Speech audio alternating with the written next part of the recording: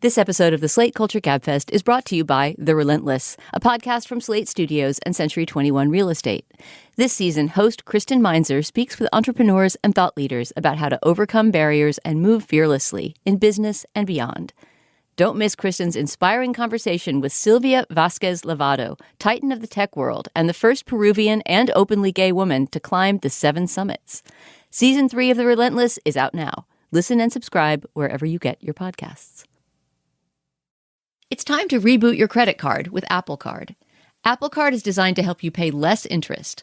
Unlike other cards, it estimates how much interest you'll owe and suggests moves to help you pay off your balance faster. All so you can keep more of your money. Apply now in the Wallet app on iPhone and start using it right away. Subject to credit approval. Interest estimates on the payment wheel are illustrative only and may not fully reflect actual interest charges on your account. Estimates are based on your posted account balance at the time of the estimate and do not include pending transactions or any other purchases you may make before the end of the billing period.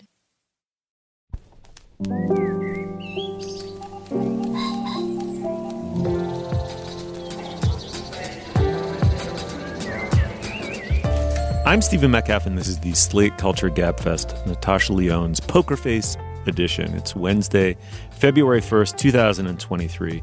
On today's show, Rian Johnson and Natasha Lyonne, he of Knives Out, she of Russian Doll, have teamed up to create Poker Face, a serial crime dramedy, kind of in the Columbo mode. We'll discuss. It's on Peacock. And then our march to the Oscars continues. We discuss All Quiet on the Western Front, which has been showered with nominations, 9 in all, including Best Picture. It's a German-language version of the classic novel detailing the brutalities of World War I. And finally, capitalism, you've done it again. We discuss a Grub Street article about the latest stroke of capitalist genius for selling authenticity to yuppies, known as the Shoppy Shop. Joining me today is Julia Turner. She's the deputy managing editor of the LA Times. Hey, Julia. Hello, Steve. Hello. And, of course, Dana Stevens sitting across from me is the film critic for Slate. Though, Dana, I notice you're kind of two-timing a little bit on the cinema. You're writing about the television. That's true. We'll talk about that this week. But this is the fallow season for movies is why. So, I'm sort of stretching a little bit to write about some interesting and sometimes movie-related television projects. Yeah, well, lucky us, right? The Poker Face piece was great. Let's start there. Rian Johnson has scored 2 huge hits with Knives Out and its sequel Glass Onion. Natasha Lyonne, meanwhile, made really kind of an extraordinary comeback with the Netflix TV show Russian Doll a few years ago. The two have now teamed up for Poker Face on Peacock. It's kind of like an anti-premium streaming series in a way. It's not a bingeable set of 10 episodes that adds up to a single novelistic story arc, but it's really more of an old-fashioned case of the week TV show with a Columbo or, even Murder, She Wrote vibe. Lyonne plays Charlie Cale, a casino employee with an astonishing gift. She can tell when people are lying, which she is now going to use, now that she's on the lam, to solve murders week by week. This is a scene from episode 3 where she catches someone telling a little white lie about paprika. Let's listen. Paprika? Paprika? Yeah, it's just this stupid little thing that's been bugging me, because mostly when people lie, it's for some dumb who-cares reason, which I'm sure this is. So last night, in the kitchen, you said you didn't know where the paprika was, but you did know, so why were you lying about the paprika?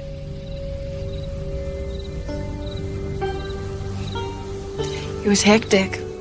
There was a lot going on, and I wanted Beto to find it. To find it? Look, Charlie, I like you. And if Taffy really is who you say he is, then, well, he must be very dangerous. For your own safety, I think your best move is to hit the road. Get a fresh start.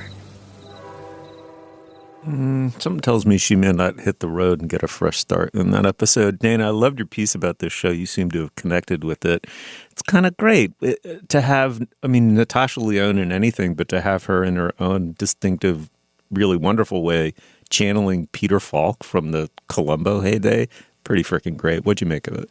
Yeah, I mean, this show just completely hit the spot for me. I'm not going to make any big argument for it as the future of television or, anything that's kind of even reinventing the wheel as far as this crime of the week procedural goes. But we just don't have any shows like this right now. And I mean, as I think I've said at this point ad nauseum on this show, I just sometimes get really over the episodic, deep mythology kind of TV that gives you a cliffhanger every single week. There's something really satisfying about individual episodes being tied up in a bundle, and you can watch them in any order, which you really can with this show. Once you've seen the pilot that, sets out the premise that you just discussed, you really could just mix them up because it's just the same adventure happening over and over again. That makes it not the best show for binging because it is the same formula over and over again.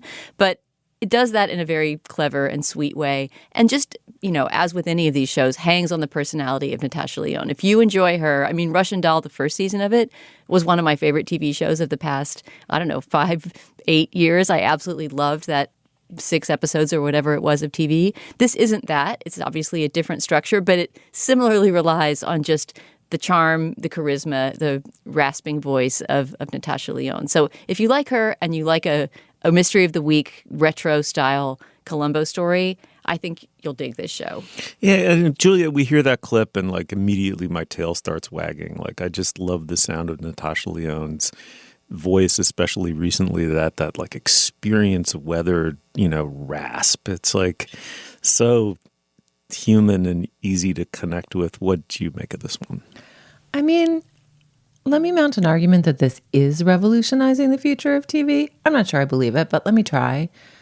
Why has it taken this long in the peak TV fancy streaming era for really creative people who are capable of our best work to just take aim at the procedural? The procedural is such a fun format. It's so satisfying. It's television's ultimate comfort food. I say this as someone who I think has literally watched every single episode ever aired of both Law & Order and Law & Order SVU. And we don't spend a ton of time talking about shows like that because the pleasures of them are not, it's not Andor. It's not The Last of Us. It's not trying to make a huge point about humankind. It's not trying to make you think differently about the world. It's not really even trying to make art. It's trying to use the tools of art to please you and entertain you. And somehow it's so refreshing to have these not just talented, but I don't know, kind of chic artists, right? Kind of cool artists. They're both at these career peaks, right? Natasha Lyonne has made just this incredible stuff. Rian Johnson has shown that he can tangle with the Star Wars verse, come out more successful than he was before, and then turn his attention to making adults love murder mysteries again. What a gift for these people to decide that at this moment of peak talent, when what they could say is, we really want to recreate All Quiet on the Western Front with Natasha as Paul. They could do that if they wanted, but they don't. They just want to have fun. Mm-hmm. It's so pleasant. It's so pleasant. And I think there's plenty to dissect tonally in the show and why the tone is so pleasant right now and how we should feel about that. But I'm ready for the procedural wave. Let's start casting. I want all my favorite actors to pair up with all my favorite director creators and make more procedurals. Yes, this sounds great. This is delightful. Right. And there was something about, Julia, I know you've said this many times, that the sonnet gives rise to creativity for being a shackle. It just girdles the form so tightly as if you obey its fundamental rules. And there's something to be said for something that's miniaturized and yet delivers on the familiar rhythm something new and interesting. And I think this show does all of the above. Plus, it has Natasha Lyonne and that voice and that charisma, that quiet, smoky charisma that's just hers alone at this point. So I think it's very successfully delivered. I think there's something very briefly to be said about, let's not lose the virtues of the streaming thing, the kind of peak TV, golden age TV, streaming TV.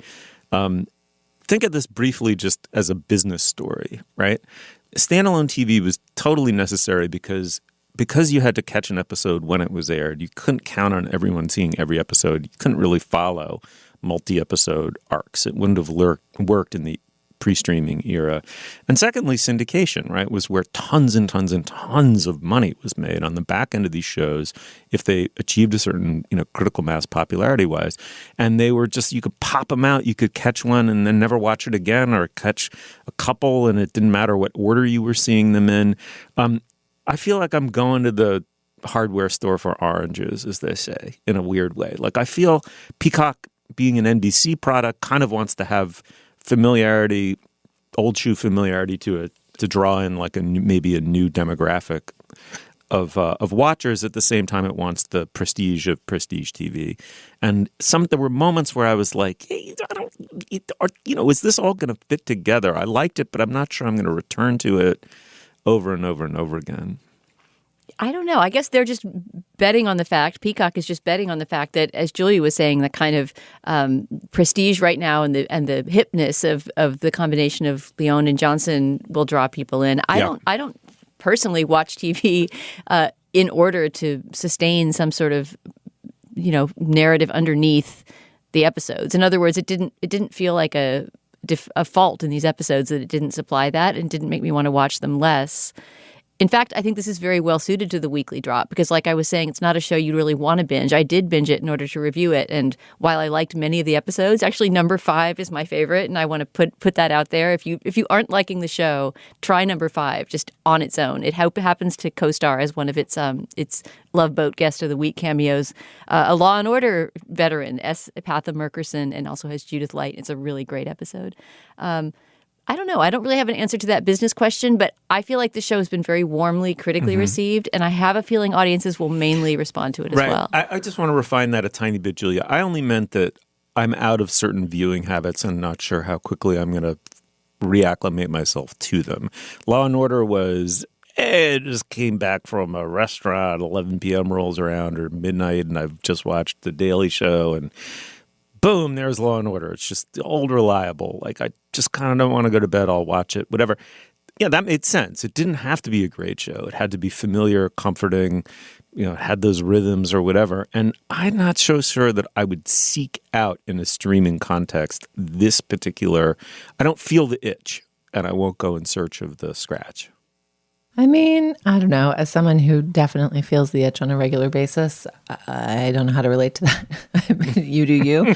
But I will say, to me, one of the things that has a lot to recommend it about this show and that is so fun and feels like such a gift is that it's not just that you have this cast of extraordinary actors showing up and really delivering in these little bit roles that get discarded episode by episode, but they're really well written and crafted and drawn. Like, as someone who has seen, 67,000 episodes of Law and Order, when you go and meet the bartender or the babysitter or the landlord or the garbage truck guy or, all of the different characters you meet as the mystery gets unraveled, they're fine. They're sort of disposable performances. Sometimes they're great. Sometimes they're freakishly bad. They're, it's kind of funny to track them. They're really, because you're producing 20 to 24 a year in the classic broadcast mode, you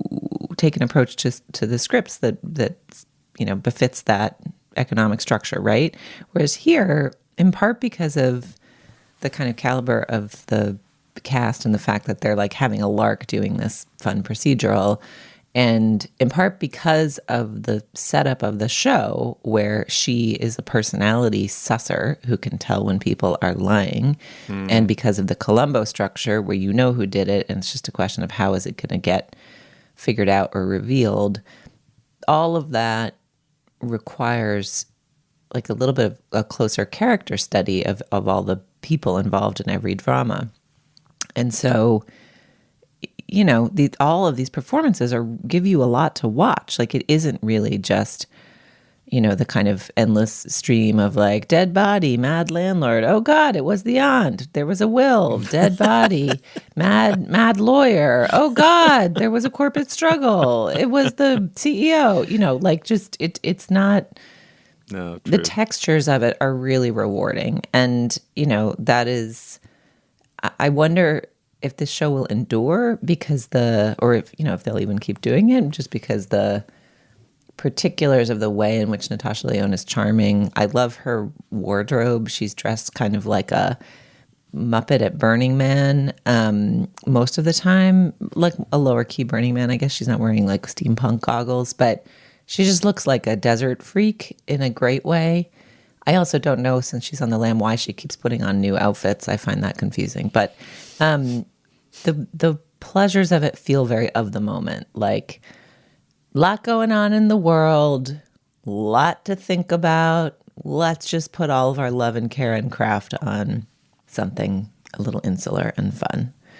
I mean, I will just say that I personally hope it gets a second season. I suspect it will at least get a second season. Mm-hmm. And I also think that actors are going to be clawing to the top of the pile to appear on this. Because you're right, Julia. It's not, the reason we laugh at guest spots on Law & Order because it's sort of like, look, Philip Seymour Hoffman playing, whatever, random delinquent number 3.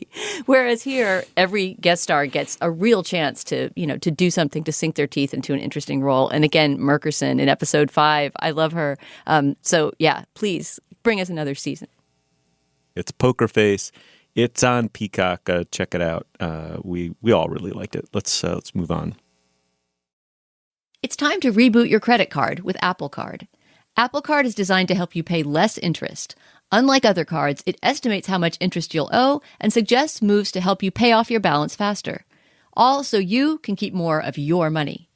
Apply now in the Wallet app on iPhone and start using it right away. Subject to credit approval, interest estimates on the payment wheel are illustrative only and may not fully reflect actual interest charges on your account.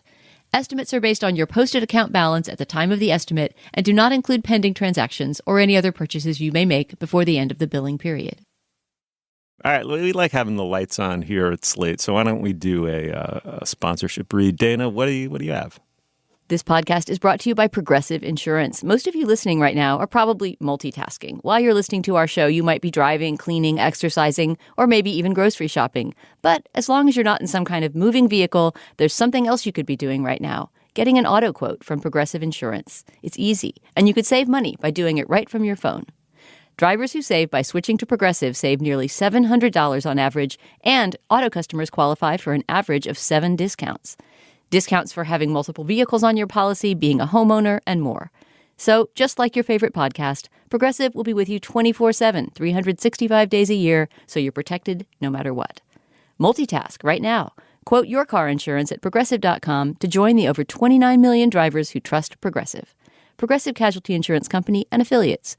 National average 12-month savings of $698 by new customers surveyed who saved with Progressive between June 2021 and May 2022. Potential savings will vary. Discounts not available in all states and situations.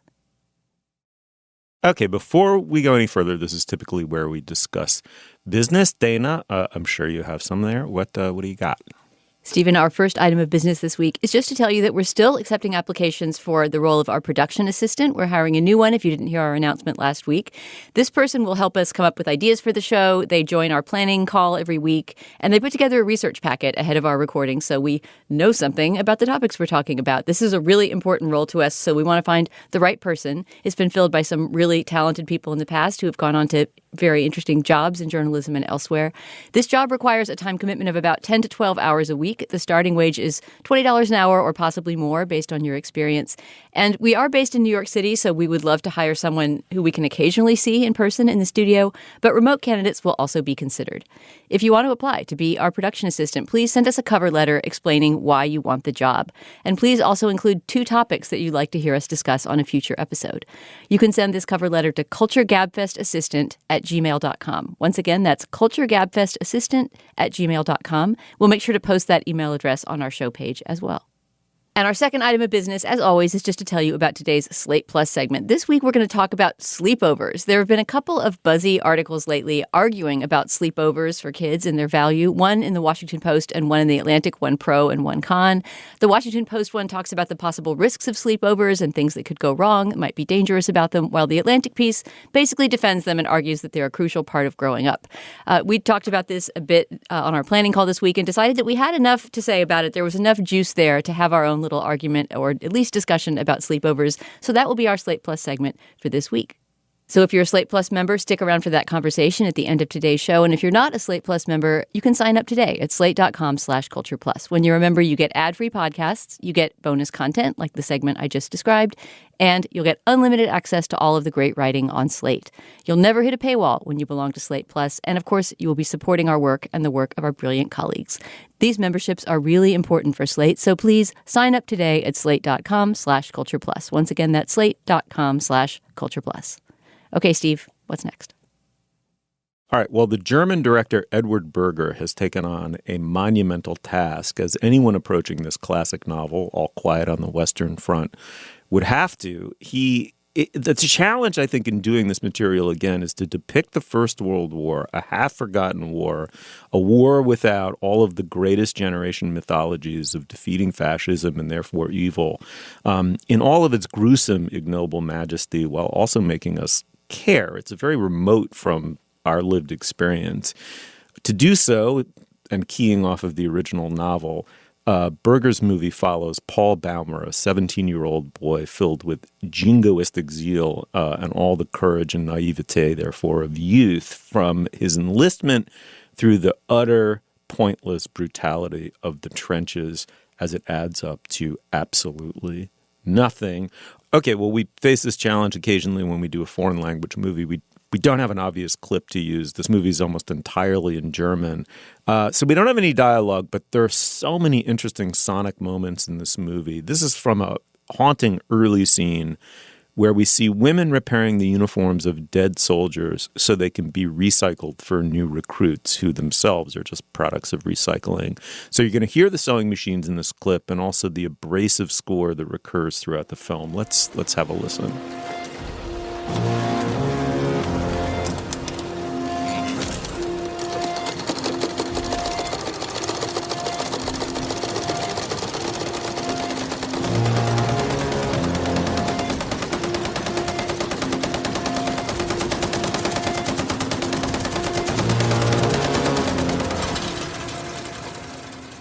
Julia, let me do something slightly different. It's a movie, but I'll start with you because we started with Dana last time. Have I framed this wrong? I mean, World War I is the most important thing that never happened to us, right? It's outside of living memory, and yet it is arguably the greatest folly in human history. It killed 17 million people for really nothing.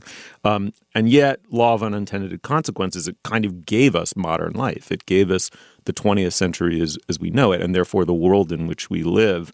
Berger had a real challenge here. How do you think he rose to it?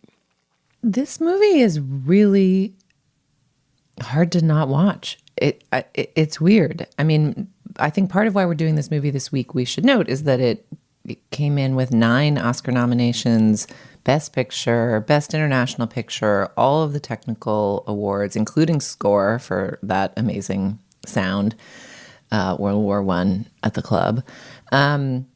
And I can, so we were like, great, all right, let's dig in. Basically, all of Hollywood was sort of like, wow, okay. Everyone's been talking about Banshees. Everyone's been talking about Everything Everywhere All at Once, the other 2 top nomination getters. And then this, German language Netflix film full of like bleak trench shit, when we just had a bleak trench shit movie, a couple of years ago with 1917. I don't know. I was not looking forward to it, and it was a grueling watch, but it's a weirdly beautiful and watchable movie. Like I sort of understood upon watching it why it has a nomination in every single technical category. The way in which, often wordlessly, often just as you're watching soldiers tumble through incredibly bleak, purposeless tasks, it creates little moments of drama and suspense and drive, and it carries your attention through pretty briskly for a movie that's 2 hours and 27 minutes long. I was really impressed by this movie's technical skill. So in terms of pure craft, I thought it was great. In terms of its purpose in revisiting it now, I was curious to think through what it might mean in modern Germany at this moment to revisit this story. Because there is a incredibly stupid war going on right now in Europe. And of course, this movie must have been conceived and made well before Putin invaded Ukraine. But I don't know. I also had never seen either of the other adaptations, nor have I read the book. So I also didn't know how the story ended, which I won't divulge here. But I had the perhaps amusing experience of being surprised by this age-old text. But I'm so curious to hear what you guys thought of it. Yeah, Dana, as Julia says, nominated to the skies every major category. Do you think deservedly? What'd you make of it?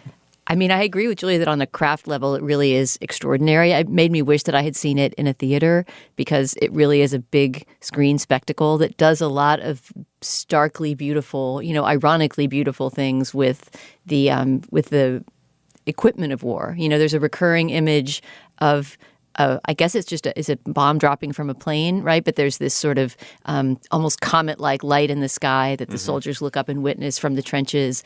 And it's all shot in this very beautiful way that yet doesn't seem aestheticized. I don't know if you guys saw 1917, the Sam Mendes film from 2019, but that was my main critique of 1917. It is also a kind of miracle of craft. And I think I said this in my review of 1917, but as beautifully done as it was on a technical level, it felt a little bit like a video game in a way that felt sort of unethical. It felt somehow wrong.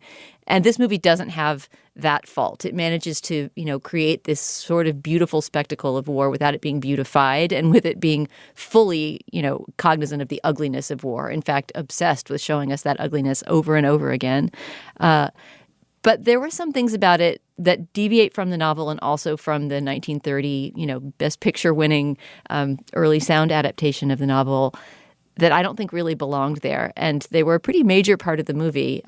And that is the cutting back to the diplomats and the generals and the guys in boardrooms that are trying to negotiate the armistice as we see the young men fighting out in the trenches.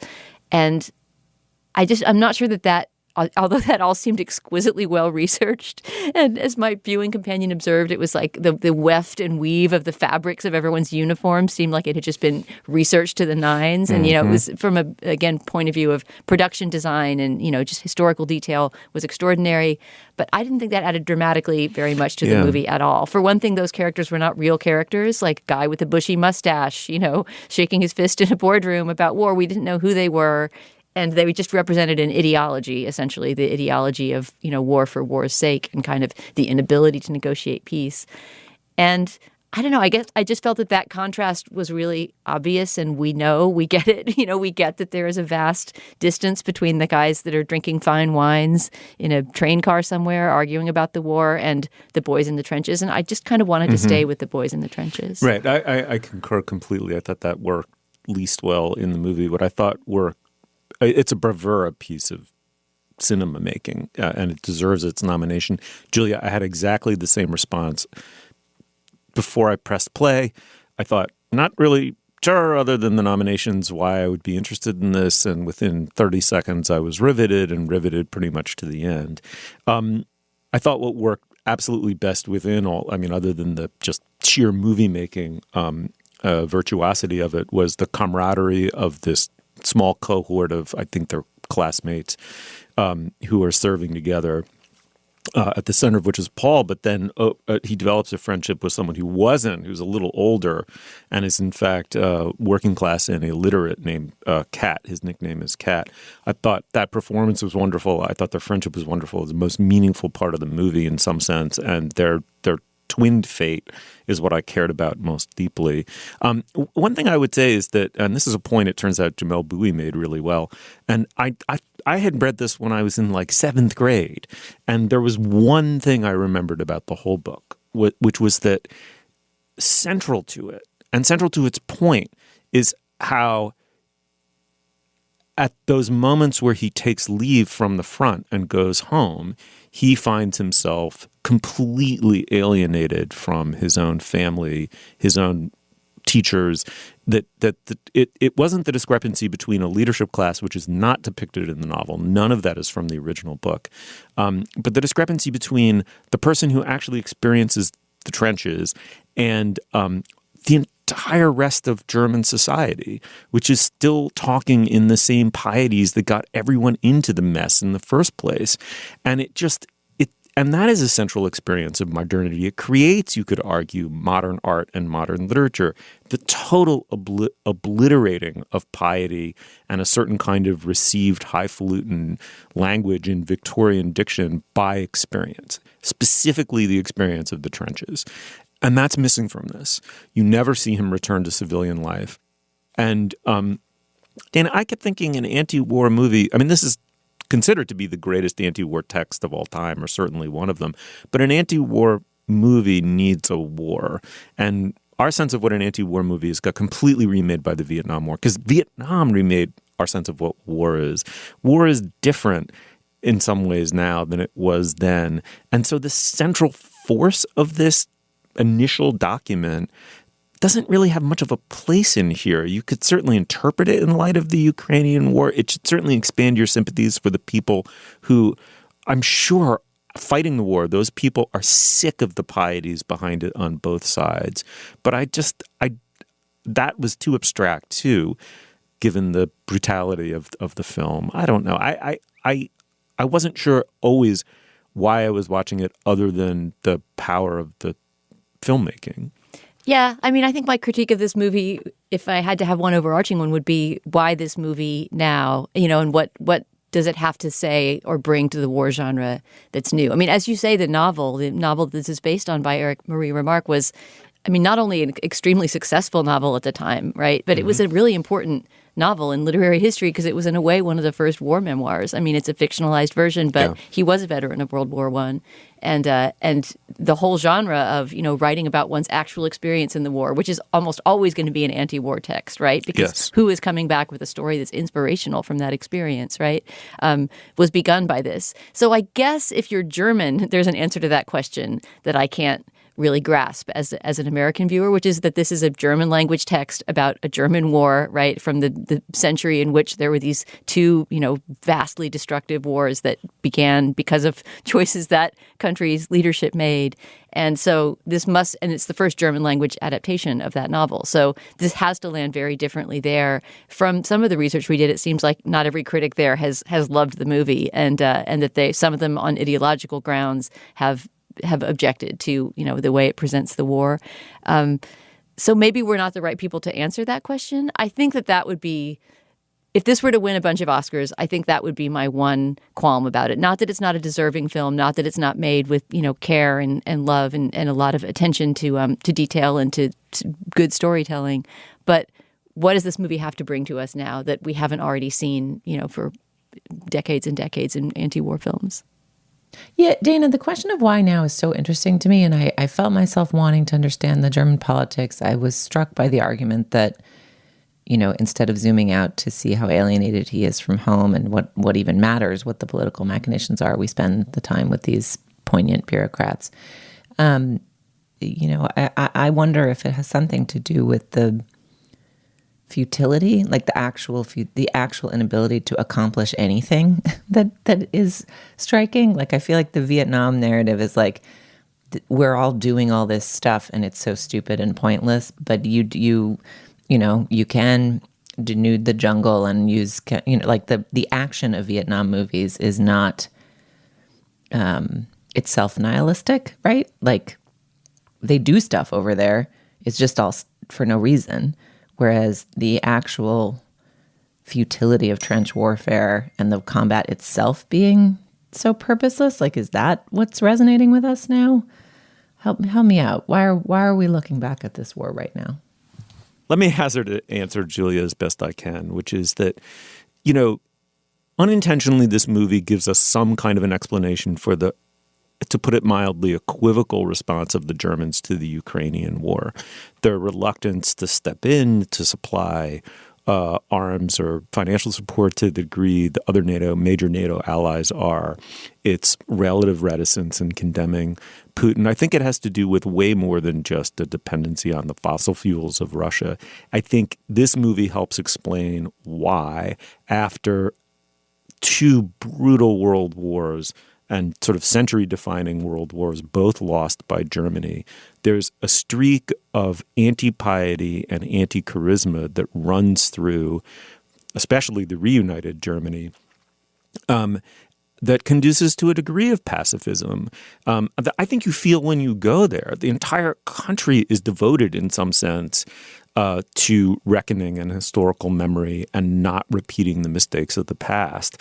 And so of course it couldn't have been in response to the Ukrainian war, but it's out of the same zeitgeist that gives us this, I think in some ways quite frustrating reluctance in the face of the Ukrainian conflict to take clear sides and repeat pieties that I regard to be true, that we're fighting global, essentially on our behalf. Zelensky and the Ukrainians are fighting global illiberalism in ways that are utterly heroic. But it is so, this movie, if nothing else, is a reminder that it is so fucking easy for me to sit here and say that at the actual level of boots on the ground, exactly these experiences or their equivalents are happening every single day.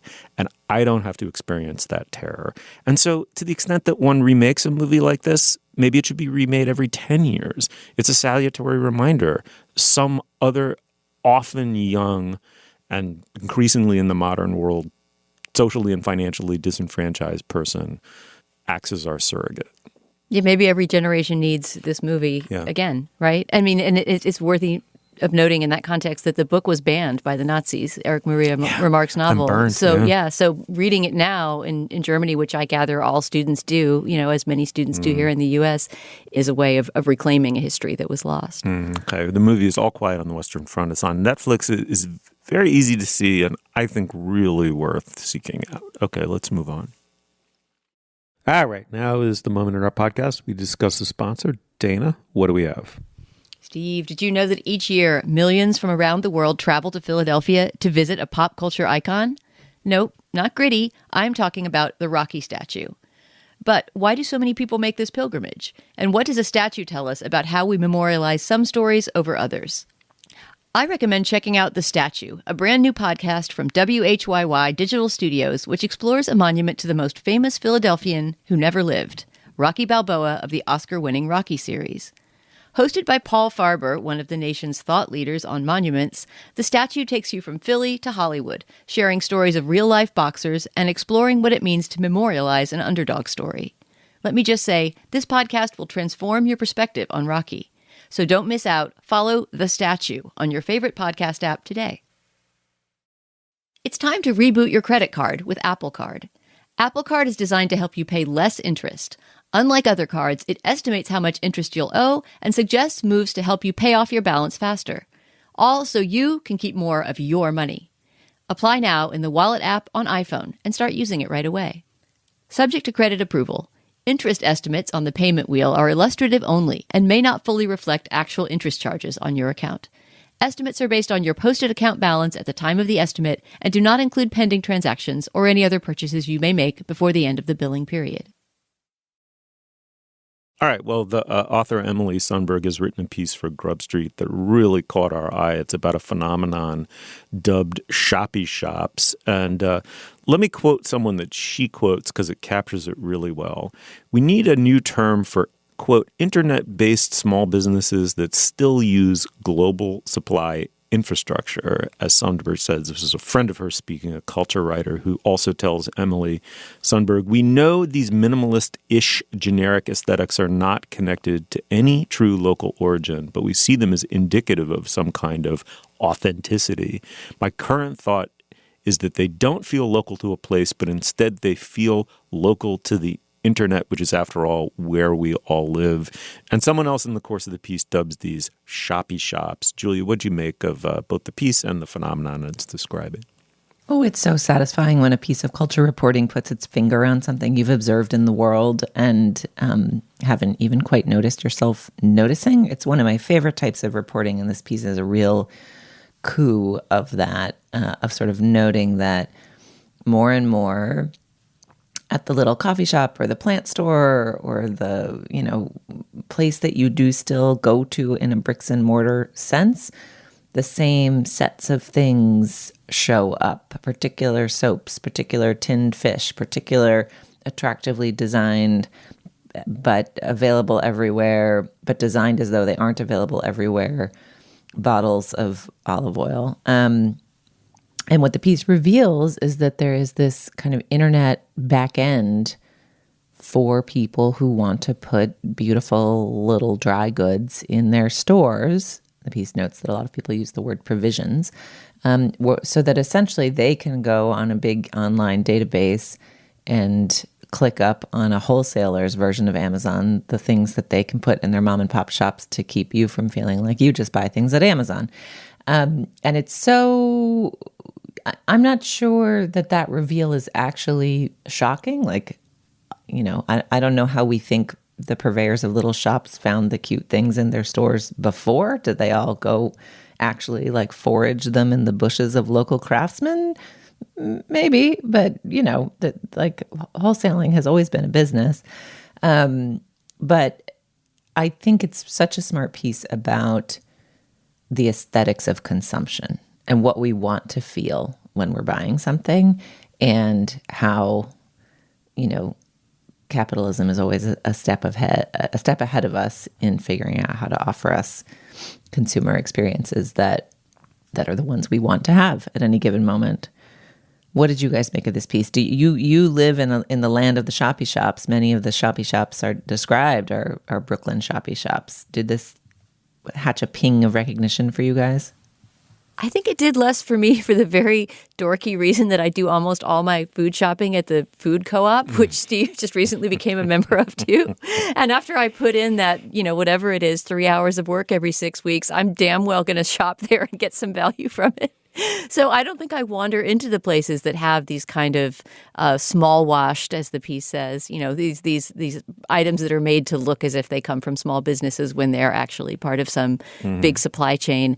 I mean, the packaging that she describes, I recognize perfectly. And it's a really lively piece to read for that reason, just the way she describes, you know, the look of these objects. You know, you certainly see them everywhere. And, you know, the sudden wave for tinned fish that swept the nation in the last couple, I don't know, years or so, she kind of puts her finger on the trendiness of those kinds of things, you know, those items that a desire is sort of created artificially for them on the internet, which I do completely recognize, even if I'm probably not wandering into the shops that sell them. Yeah, I mean, so a couple different things. First of all, just chapeau, right? Like the capitalism's ability to satisfy what feel like deep needs, but in fact are themselves only cravings produced by capitalism is just endlessly innovative. And one of the, you know, sides of the street that it's been working for at least the last 20, 30 years is authenticity. As someone who moved to a very small community filled with small producers, I think there is a genuine version of this, and I don't think we should go so Warhol and Pomo that we think everything is always branding, therefore plus ça change. I hate that argument. I just don't think it's real. I think some things produced at a more handcrafted level are in some obvious way better. I mean, as someone who personally knows people who started incredibly popular, successful businesses at a micro scale, right? Like the Suarez Brewery up where I live, like they have decided not to grow. They can't make what they make at scale. They can get by and do well, but not get rich at the level that they're at currently. And they, as of now at least, you know, refuse to go to the next level. And so I think, Julia, I guess I would throw it back and just say, listen, I have no problem. Certain things probably are produced so much more efficiently at scale and with no appreciable loss of quality. You know, to the extent that there's any justice in this way of doing things, it's the radically lowered cost of goods and therefore their accessibility to there is an economic democracy behind production at scale in a way. So, you know, that's a freedom I think we should revel in and take advantage of where appropriate. But then don't fake it. Like, don't play me like a sucker, because then I will backlash against it. And secondly, don't tell me this lie that in some instances there's no difference between, you know, Budweiser and like the microbrewery, the farm microbrewery in Vermont that blah, blah, blah, like fill in the blank. I don't know. You're right. You're right. I should not be quite so cynical about it in sniffing a bit at the reveal that there is a like place where shop owners can go to find what goods are available wholesale. Like there have been some centralized places for that, but you're right that the other thing this piece highlights, and that's part of what makes it such an interesting, sticky, good piece of journalism, is that there's a couple of interesting trends captured in it, is sort of pretty big businesses pretending to be small businesses through their aesthetics, right? And sort of trying to grow but retain the feeling of like the direct-to-consumer relationship and the aesthetics of like, oh, I just happened to find this beautiful little company that makes these sweet little tin fish with the pretty picture on the front. The other trend that this piece touches on, and again, it's just like a really dense morsel that you should go read, is the idea that a lot of us are now getting pushed products on Instagram and other social platforms.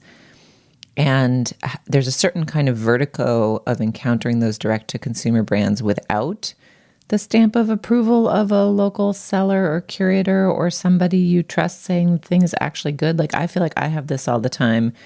I'll see like a swimsuit or a skirt or whatever and just be like, is this real? Like, is this a real company that makes real stuff that I might really want? Or is this like a dumb Instagram charade where the shirt's going to be made out of cardboard, or the whole thing is just a scam to like get me to pay money for a brand I have no relationship or trust in? I mean, I guess there's something to be said for just the existence of brick and mortar stores continuing, right? It kind of goes to the argument we're always having about theatrical screenings of movies versus watching them digitally. We would all be sad if movie theaters didn't exist anymore, even if we don't go to them as much as we used to. And it's the same thing with stores. I'd rather walk into a small washed store and buy some cute cliched products that I can, as you say, Julia, at least hold and kind of experience and assume that somebody has filtered in some way than, order a dress off Instagram, as I have stupidly done before, and then have it arrive as this flimsy thing that's more of a see-through shirt that you're never going to actually don. Yeah, I mean, that's the other thing. Like, maybe this is good news, right? Like, wouldn't you rather have a dozen shoppy shops in your neighborhood than a dozen, like, ATM machines, which was the prior highest and best use discovered by capitalism of, like, Brooklyn real estate, right? Like, so what if they all sell one particular brand of internet olive oil? Like, I don't know. That's kind of cute. That seems like more fun to walk past than the ATM. Well, wait a second, though. And wait. Just let me let me finish. Like, I guess if what the machine of venture capitalism has discovered is that people want to go to stores near them to buy things. Like, that's good. Like, I'm happy for that. That feels like progress in the like, never mind, stores be dead, you'll buy it all on Amazon, the food will come in the tube from the sky. Like, it seems like I don't know, humanity prevailing in some fashion. Okay, so you're laying out three choices: Amazon, the giant tube in the sky, ATMs, or shoppy shops. Those are not the choices. The choices are rents that aren't out of control. So actual mom and pop operations can open up in neighborhoods, and the money doesn't flow to a bunch of private equity dickheads. It's actually going to the people who used their highly specific creative energies and daring do as actual entrepreneurs, not fake balance sheet entrepreneurs, looking for a quick buck to make something that might actually turn into a lasting local institution, right? Like, I think people move to New York City because of more for like things that are part of the deep fabric of a community, not some shoppy shop that's a pop-up designed to make some, the latest iteration of the financial, jerk rich. Anyway.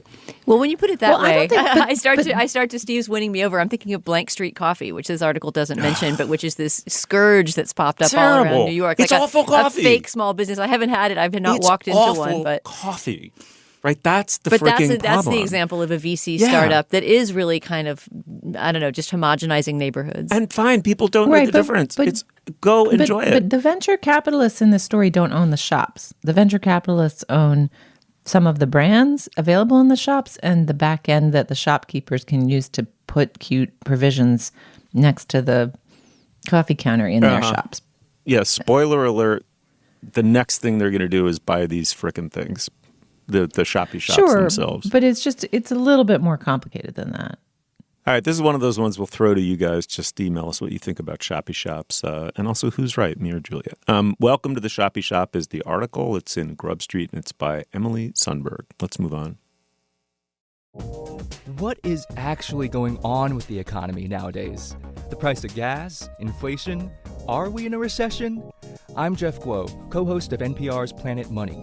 Come along with our super team of econ experts as we delve into the stories that show you how the world really works. That's Planet Money from NPR. All right, now is the moment in our podcast when we endorse. Dana, what do you have this week? I feel like my endorsements are increasingly coming from my thespian child who consumes so much interesting culture and is always sending me to interesting things now. And this week, I'm inspired by her to refer everyone to an hour-long TV documentary called Kiss Me Petruchio from 1981. It is the story of, it's the backstage documentary about Meryl Streep and Raul Julia doing Taming of the Shrew and Shakespeare in the Park in 1981. So, there was just somebody following them around as they were getting their costumes fitted and learning their lines and getting the show together. I believe you can also watch a filmed version of their version of Taming of the Shrew, but this is more the making of. It's just an hour long, and it's just so much fun to watch young Meryl Streep and young Raul Julia, direct to camera talking about their interpretation of this play. They talk about the feminist problems with the play because, of course, Taming of the Shrew is all about, essentially how Petruchio has to abuse his wife to get her to obey, and Meryl Streep has some very interesting stuff to say about that. But mainly, if you're just a theater nerd and you want to see things like close-ups on the costume makers sewing the flowers onto the dress, it's such a juicy theater nerd watch. So it's called Kiss Me Petruchio.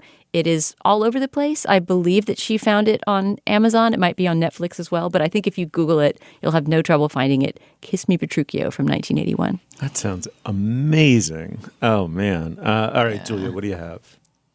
Okay, well, I know we just talked about The Last of Us a couple weeks ago. I had not yet seen the third episode. And as if you're following on Twitter or following the TV Cultureverse at all, you will have heard that the third episode of The Last of Us is an absolute stunner of a love story. It sort of departs from our main characters and depicts the world of two men played by Nick Offerman and Murray Bartlett and how they navigate this post-apocalyptic landscape and eventually intersect with our main characters. And it's just an incredibly beautiful love story that's incredibly well acted and made me feel 100% on board the rest of this show and wherever it's going to take us, even if the rest of it is literally just like pop-up zombies for 7 more episodes. Like, I have to watch the rest of the show to see what it does. It just, if you have not joined this journey, you got to go do it. And my favorite tweet about this that went viral on Sunday night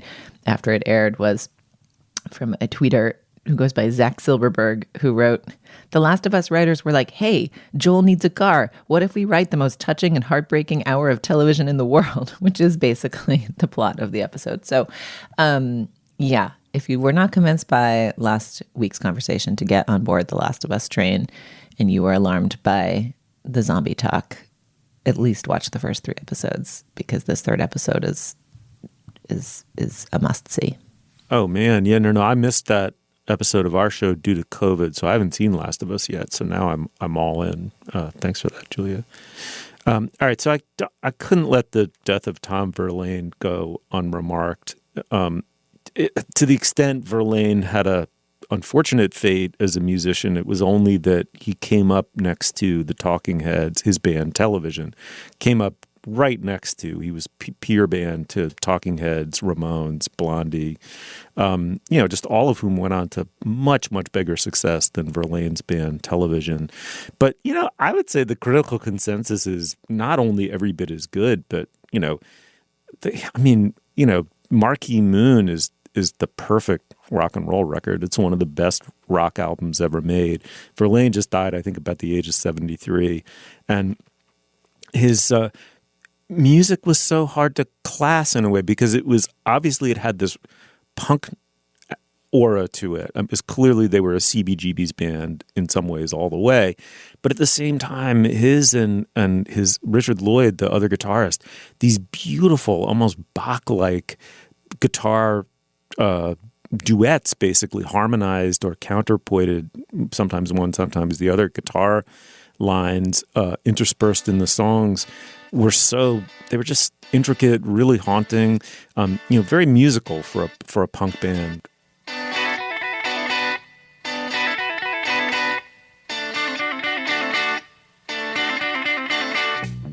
Just rest in peace, Tom Verlaine. I mean, really created one of the great bands of all time. The albums Adventure and Marquee Moon are both absolute stone-cold masterpieces. And then super quickly a discovery. Skeeter Davis, anybody? Pop country icon, really, or, sort of pop music country icon from, I'm going to say, 40s, 50s, 60s, maybe. 50s, 60s, probably. Love Skeeter Davis, it turns out. Sort of half forgotten, maybe too poppy for country, too country for pop. And she made one song with her sister, at least one song with her sisters under the name the Davis Sisters. I Forgot More Than You'll Ever Know about him. Than you ever know about him. Which is such a great song. Oh my God, check it out.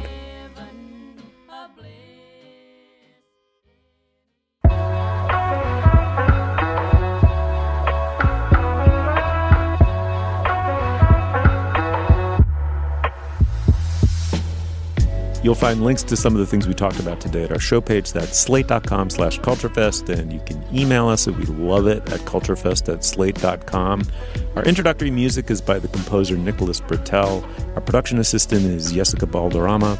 Our producer is Cameron Drews. For Dana Stevens and Julia Turner, I'm Stephen Metcalf. Thank you so much for joining us. We will see you soon.